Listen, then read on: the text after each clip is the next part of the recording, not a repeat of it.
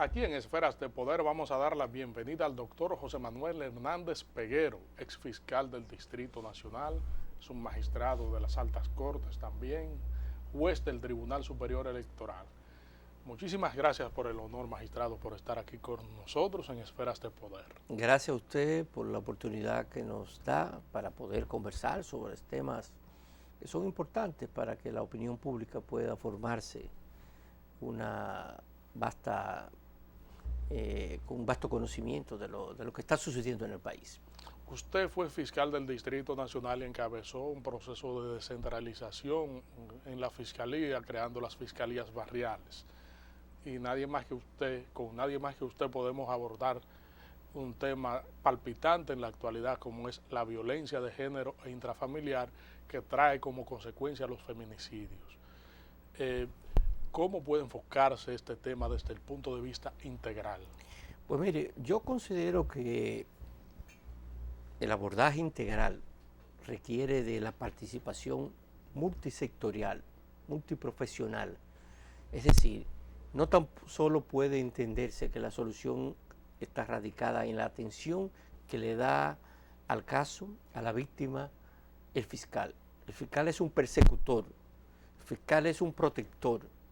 Más allá de eso, nosotros pensamos, cuando instalamos las fiscalías barriales, que cuando una mujer interponía una denuncia, lo hacía en un estado anímico que requería de la intervención conductual de un profesional especializado en la conducta, y ese es el psicólogo. Por eso nosotros entendemos que el abordaje integral del caso debe constar de los profesionales de la conducta, del profesional médico que le permita certificar el estado, los daños sufridos por la mujer, y también por el aparato policial que requiere de la protección para evitar que una mujer agredida pueda ser nuevamente ultrajada. Es importante destacar el acceso a la justicia de la mujer. Es decir, antes de la atención está cómo y cuándo y por qué medios va a llegar la mujer a la justicia.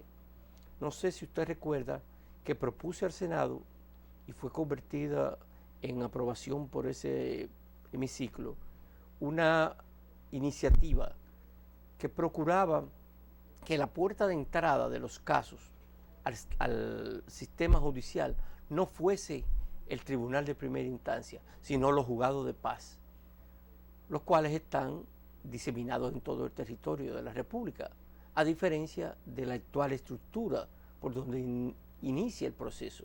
Es decir, estamos hablando de 300 y tantos juzgados de paz en el país a 38 juzgados de primera instancia que están en los municipios cabecera. Y yo valoro mucho como iniciativa eficaz el que a la mujer se le permita accesar a la justicia, al Ministerio Público, de una manera rápida, de una manera segura, como primer paso para lograr impactar en las tasas de feminicidio y violencia contra la mujer. ¿Cuáles elementos se conjugan en este proceso que vive una mujer que haya sido agredida y que acude a una instancia procurando ser protegida o que se prevenga una acción que finalmente termine en tragedia? Cuando una mujer toma la decisión de denunciar a su pareja, su esposo, su conviviente, toma una decisión muy drástica que va a cambiar, incluyendo su situación económica. Y es por eso que hay que darle importancia cuando es atendida por primera vez. La atención del psicólogo es básica, pero más que allá de eso, durante el proceso de la investigación, que incluirá la protección a ella y la persecución al agresor, la mujer tiene que tener un espacio en donde sea abordada por otro tipo de profesionales que le permitan que esa conducta que tuvo de sometimiento, de violencia, sea resarcida. Y para eso se necesitan terapias que no la puede dar el psicólogo en la Fiscalía Barrial o en el centro donde recibe la denuncia.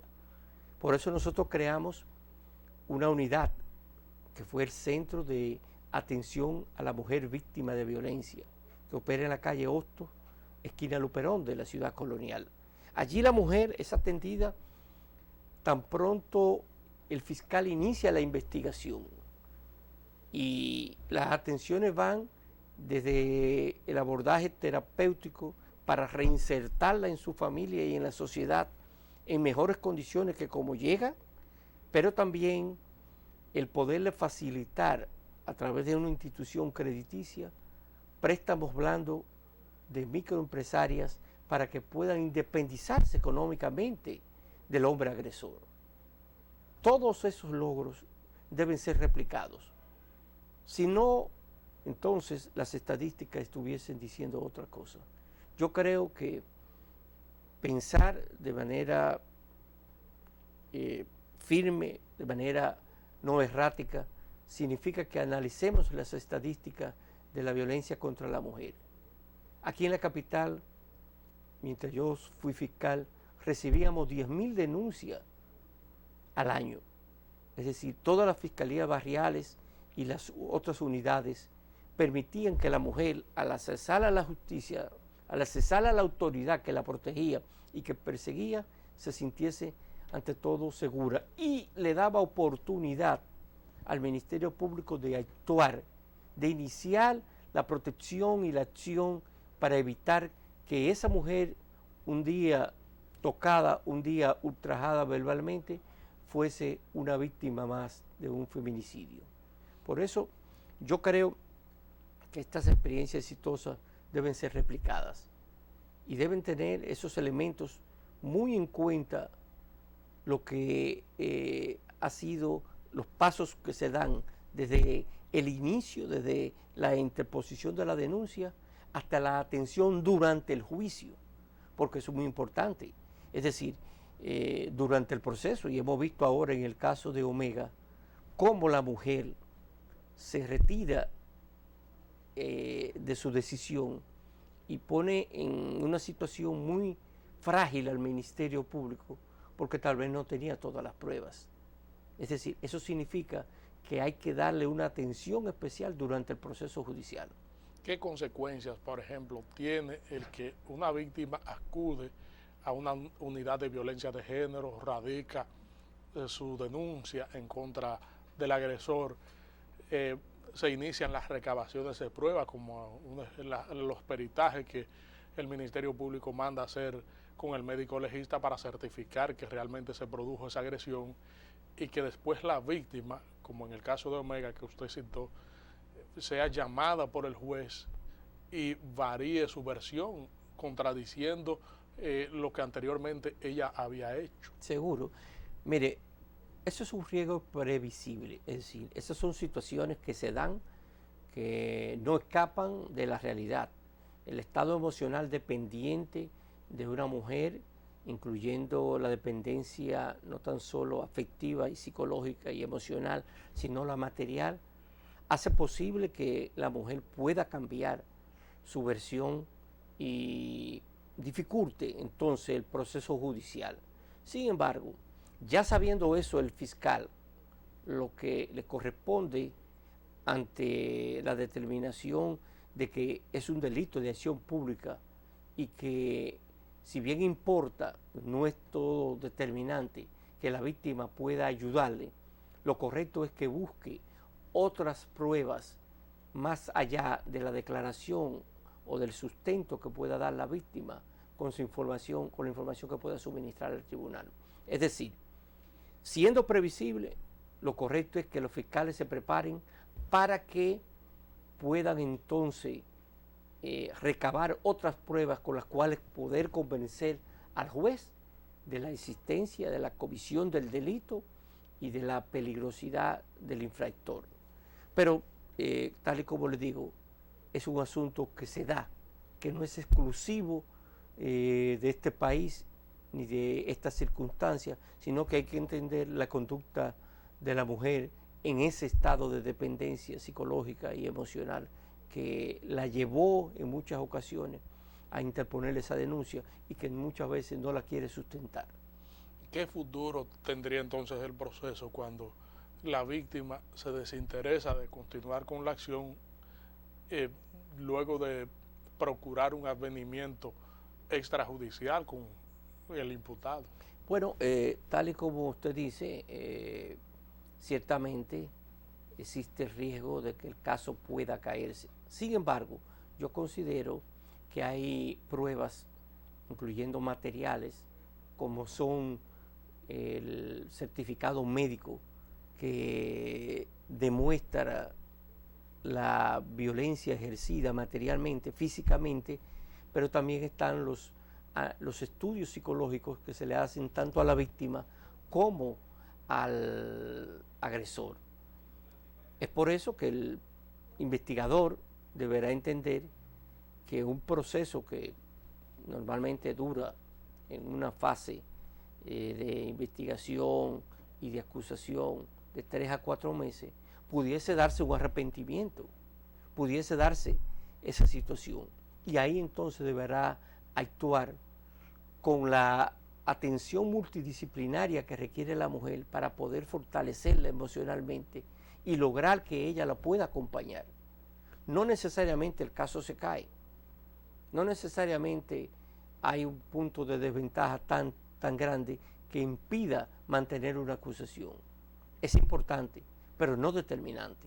Y es por eso que decimos que la experiencia de tener una unidad especializada en atención a la mujer durante el proceso, que incluya, y no sé si usted recuerda, que en el mismo Palacio de Justicia de Ciudad Nueva instalamos un lugar en donde la víctima, antes de la audiencia, es decir, una sala de testigos y de víctima, esperaba antes de la audiencia para evitar estar en contacto visual y físico con su agresor. Es decir, esas son las cosas que hay que hacer para evitar que la mujer pueda cambiar su conducta. ¿Esto previene la revictimización en el proceso? También es muy importante entender que durante el proceso judicial la mujer puede ser nuevamente víctima. No muchas veces con intención, pero el hecho de estar en un estrado frente a frente a su agresor y a familiares que en muchas ocasiones la miran mal, la hacen sentir como la traicionera, eso da lugar a que entonces los fiscales adopten actitudes que eviten que la mujer o que cualquier otra víctima durante el proceso judicial pueda resultar más perjudicada y amedrantada para que entonces tenga que retirar su denuncia o desanimarse de la acción judicial incoada. Todos estos vericuetos procesales que debe vivir una denuncia de violencia de género no pudiera llevar al traste los procesos, aun cuando pudieran tener éxito,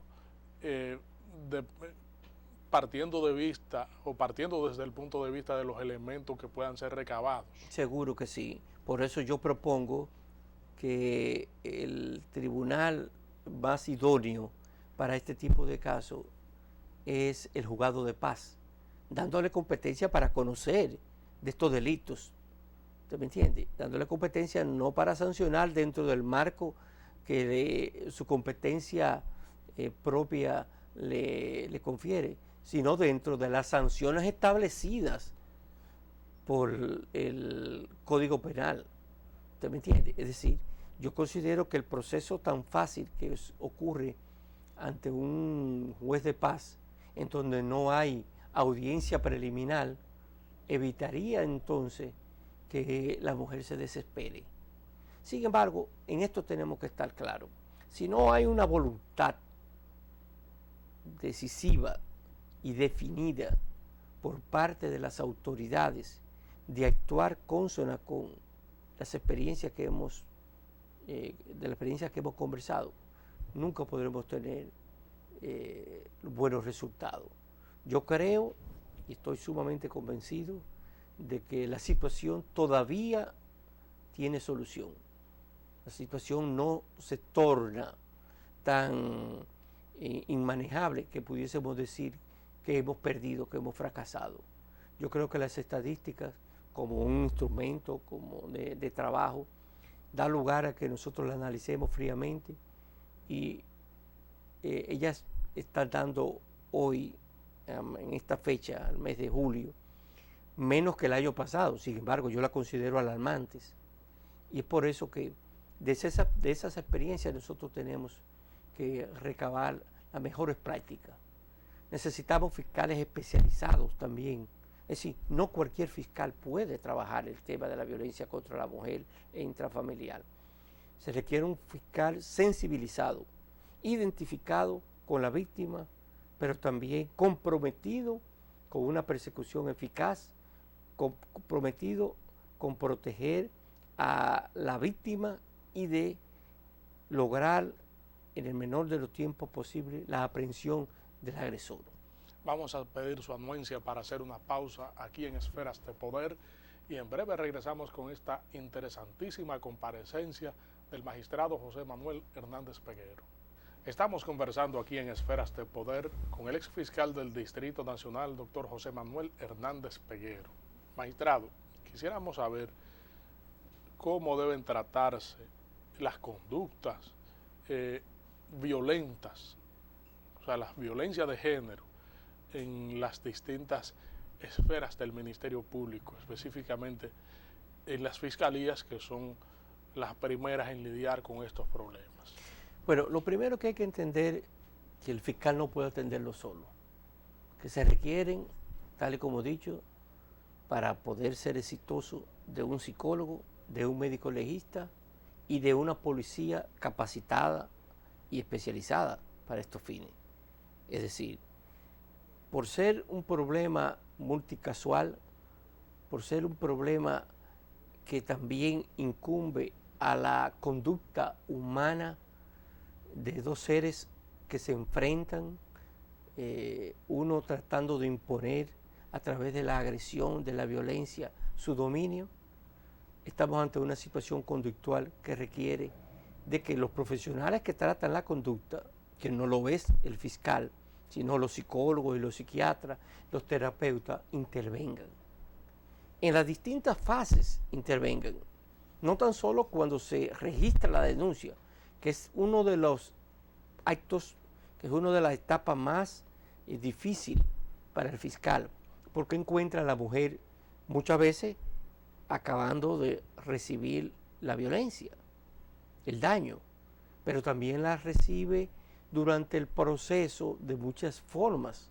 Es decir, cuando una mujer que ha interpuesto su denuncia recibe la presión de sus familiares, también es víctima de violencia. ¿Por qué? Porque está siendo revictimizada en el sentido de que la decisión que adoptó no era la correcta, porque han mermado los ingresos a la familia, porque ha creado una situación complicada al agresor, esposo, padre, estar arrestado. Es decir, entonces, en la Fiscalía debe entenderse desde el Ministerio Público que esto es un problema no tan solo del Ministerio Público, que debe ser abordado por todo ese personal, incluyendo el médico forense, que va a determinar la gravedad de la lesión para así procurar la mejor de las sanciones. Entonces, hay que entender eso. Hay que entender que también la comunidad juega un papel determinante y por eso llamo la atención a que los voluntariados de apoyo a las fiscalías barriales sigan ejerciendo ese gran papel que lo hicieron desde su fundación. Porque cuando una comunidad, cuando el cura, cuando el párroco de la iglesia, cuando los clubes, cuando los profesores animan y apoyan a esa mujer víctima de violencia, entonces estamos logrando que también su conducta no se no se disminuya, no se empobrezca, no se sienta lesionada por los ataques que pueda recibir de otras personas que cuestionen su decisión. Hay casos en que el imputado comete por primera o por segunda vez una acción de violencia en contra de la mujer y se le impone una medida de coerción que no resulte tan gravosa como la prisión preventiva. Sin embargo, vuelve a cometer un hecho similar y entonces ya se convierte en un elemento que pone en dificultades tanto al imputado como a la víctima, que también quiere retractarse de lo que dijo. Sí. Entonces, ¿cómo tratar un individuo que sea repetitivo en sus acciones violentas con la prisión preventiva que puede conllevar este caso, y además de que el individuo tiene una conducta marcada frente al género? Sí, mire, la violencia es una conducta aprendida. Nadie nace violento, pero para desaprenderla se requiere de una capacitación, de una orientación, de una intervención sistémica por parte de expertos en la conducta. Y es por eso que nosotros entendimos que se requería de un espacio. Y ese espacio es el Centro de Intervención Conductual para Hombres, por el cual han pasado más de 3.000 hombres en la ciudad capital. Hombres que nunca más han vuelto a cometer ese delito, de acuerdo a la estadística del Centro de Intervención. Es decir, yo considero que esa experiencia debe replicarse, pero mientras esto ocurre y se instala en todas las partes, los fiscales tienen que tomar entonces muy en cuenta que en principio, sin importar la gravedad, está la protección a la víctima. Que permitir que un hombre que ha sido denunciado permanezca en libertad pone en riesgo no tan solo a la víctima, sino a sus familiares. Y preferible entonces en esos casos, siempre y cuando, dependiendo de la gravedad del tipo de violencia ejercida, que se tomen algunas decisiones. Por ejemplo, quitarle el arma de fuego. Esa es una decisión que la implementamos y que ya cuenta hoy con un aval del Tribunal, del Tribunal Constitucional, que especificó, que ratificó como constitucional y válida esa decisión que pueda adoptar el fiscal cuando ocurre un acto de violencia. Pero también de que el hombre durante el proceso y mientras es perseguido cumpla con las órdenes de protección. Aquí hay que hacer las órdenes de protección más efectivas. Hay que crear los mecanismos para que el hombre que deba ir a la fiscalía a presenciar, con su firma, a hacer acto de presencia, no sea un simple trámite de ir a anotarse un libro, sino de que el fiscal cuando acuda lo cuestione sobre su comportamiento, qué ha estado haciendo. Y más aún está el problema de la orden de alejamiento, cómo hacerla efectiva, cómo evitar el contacto. Y para eso entonces se requiere de que esa unidad especializada que desde el Ministerio Público tiene a su cargo el cumplimiento, la observancia del cumplimiento de la orden de protección, sea lo más exigente posible. El hombre es punto determinante como agresor, como la persona que comete el delito, y por eso que hay que ponerle importancia.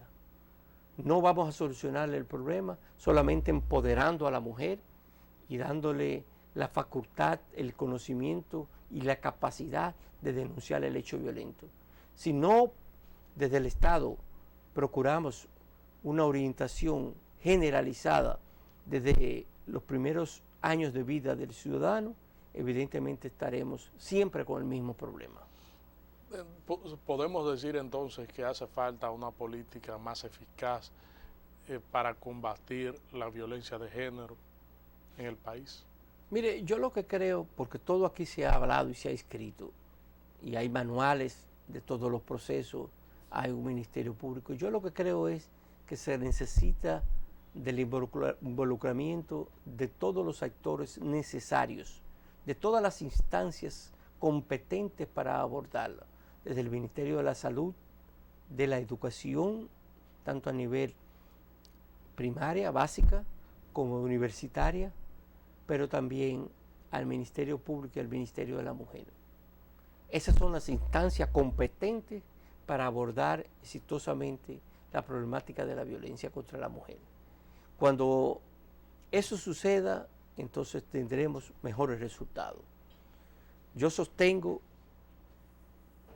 y no quiero con esto decir que fue una obra exclusiva de mi gestión, porque los resultados ahora más que nunca se están viendo, que las experiencias exitosas que estamos teniendo en la ciudad capital, por las estadísticas que reflejan un índice de feminicidio el más bajo del país, creo que debe replicarse este modelo de atención y que no debemos tan solo concentrarnos y contentarnos con que en cada municipio cabecera exista una unidad de atención. Son muchas las otras cosas que se requieren. Más que todo aquí lo que falta es voluntad, pero no desde arriba, también es desde los departamentos medios como son el Ministerio Público, que debe estar más identificado con el problema. Vamos a aprovechar su anuencia para hacer una pausa aquí en Esferas de Poder y en breve regresamos. Aquí en Esferas de Poder seguimos con la comparecencia del juez del Tribunal Superior Electoral y ex fiscal del Distrito Nacional, doctor José Manuel Hernández Peguero. Magistrado, el Tribunal Superior Electoral tiene, además de sus competencias en materia contenciosa electoral, otras atribuciones que antes la tenía el juzgado de primera instancia en materia civil y comercial, como son los casos de rectificación de actos del Estado civil. Quisiéramos saber cómo marchan esos procesos allá, cuáles resultados puede exhibir esa alta corte en esta materia que experimenta actualmente. Bueno, yo diría que es un gran desafío lo que tenemos, sustituir 65 tribunales que operaban en la demarcación territorial del país por uno solo, con éxito. Y las estadísticas dan que el año pasado entraron a esos 65 tribunales 12.000 solicitudes de rectificaciones. Nosotros estamos conscientes de que es un desafío y lo estamos enfrentando.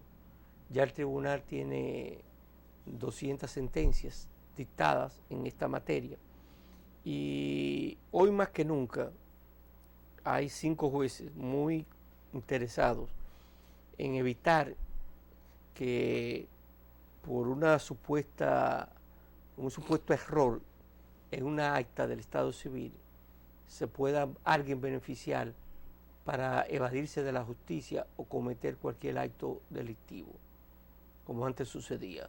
Ahora hay garantía de que los 5 jueces que estamos allí analizamos muy minuciosamente de qué se trata y constituye esa garantía una evidencia de la importancia como nosotros estamos trabajando. Tenemos un departamento especializado con 8 abogados trabajando los casos y con este presupuesto complementario que nos fue aprobado, el departamento será aumentado a 15 abogados que estarán analizando y redactando la sentencia. Nuestra meta, producir semanalmente de 150 a 200 sentencias que nos permitan despachar en el menor de los tiempos posibles las solicitudes de los interesados. El proceso se torna complejo en el sentido de que es tramitado desde las diferentes provincias por el interés del usuario a través de las juntas electorales.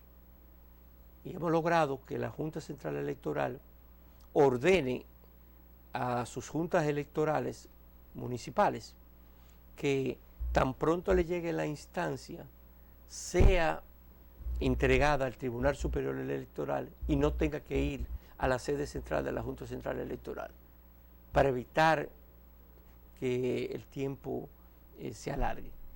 Algo importante es la designación que nosotros vamos a hacer en cada junta electoral, por lo menos en las más principales, de un abogado que estará orientando a los usuarios. Actualmente, de los 1000 y tantos de casos que tenemos sin fallar, el 90% de esos casos están así porque el ciudadano no ha completado la documentación. Hemos pensado en una campaña de información masiva al usuario para lograr que además complete sus documentaciones y tenga que evitarse el estancamiento del caso en el tribunal. Pues nosotros consideramos que si bien es cierto que en el pasado las deficiencias de los oficiales de Estado Civil daba lugar a estos errores, no menos cierto es que el gran cambio que esta Junta Central Electoral ha impregnado, ha introducido en el sistema registral de los actos del Estado Civil, con profesionales, abogados como oficiales del Estado Civil, y la modernización de sus estructuras físicas, nosotros no vamos a cambiar de un día para otro los errores que se han cometido. Tenemos casos de señores de 90 años que están solicitando rectificaciones de sus actas del Estado Civil. Y a diario se producen miles y miles de actas de nacimiento, de defunción, de matrimonio. Es decir, tenemos a diario trabajo que nos harán comprometernos con lograr que en el menor de los tiempos posibles podamos dar respuesta a esas solicitudes. Un punto importante es la unidad jurisprudencial que nosotros estamos tratando de imponer y que se ha logrado. Es decir, pensar en todos los casos de manera igual, pensar y decidir mediante sentencia en todos los casos de manera igual. Es decir, que el error solicitado por Juan, si es igual al de Pedro, tenga el mismo tipo de resultado por sentencia. Y eso es un objetivo que lo hemos logrado. Es decir, hay una gran rigurosidad con relación a la verificación de los casos antes de que se produzca la rectificación para evitar inconvenientes que conlleven a acciones litigiosas más largas, como algunas que se han visto, por ejemplo, en tribunales de primera instancia, donde se han tenido que recurrir a amparos para tratar de buscar proteger la identidad u otra resolución que busque por ejemplo, satisfacer las pretensiones de una parte que entiende que no se ha actuado conforme a las reglas legales frente a él. Yo creo que sí. Estamos siendo, como usted dice, muy rigurosos. Y para nosotros creo que, y como garantía de la identidad nacional dominicana, estamos analizando los 5 jueces, caso por caso. Y hasta ahora estamos al unísono en el sentido de priorizar la atención en el menor de los tiempos posible, pero sin descuidar la calidad de la sentencia que estamos emitiendo. Entonces, es un punto importante a notar. Sugiero a los medios y a los ciudadanos interesados que antes de proceder a las solicitudes procuren el asesoramiento o consulta del mismo tribunal ya sea comunicándose o visitándonos, pero también yendo a las juntas electorales que tienen las informaciones básicas que nosotros le hemos tramitado para que se la puedan dar al usuario y evitar que ante una ausencia de documentos el expediente pueda estancarse. Ustedes están tratando de evitar que personas del interior del país tengan que trasladarse directamente al Tribunal Superior Electoral y que los casos puedan ser debidamente tramitados a través de las juntas municipales. Sí, así mismo. Y lo que para eso vamos a hacer es la designación de ese abogado, de un perfil ante todo identificado con este tipo de trabajo, para poder atender eficazmente al ciudadano desde cualquier punto del país, sin tener que trasladarse a la ciudad capital. De nosotros tramitarle vía correo certificado, valija, el original de la sentencia, y todo eso es libre de costo para el ciudadano, porque las actuaciones ante el tribunal son gratuitas.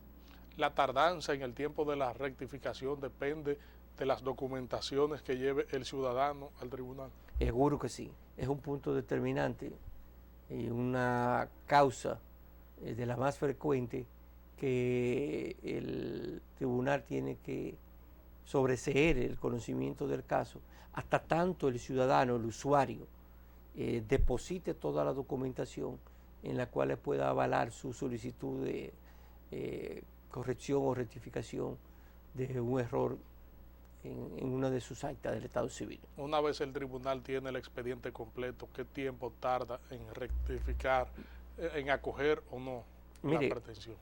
Nosotros estamos conociendo en menos de 2 meses las solicitudes y le estamos fallando.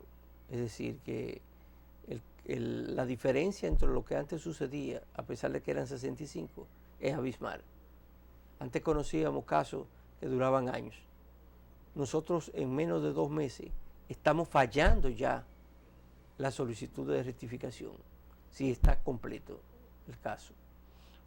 Magistrado Hernández Peguero, queremos agradecer su fructífera comparecencia aquí en Esferas de Poder, bastante edificante, orientadora de los distintos aspectos en su condición de exfiscal del Distrito Nacional y de juez del Tribunal Superior Electoral. Esferas de Poder siempre será un canal abierto para una personalidad como usted. Muchas gracias por la invitación.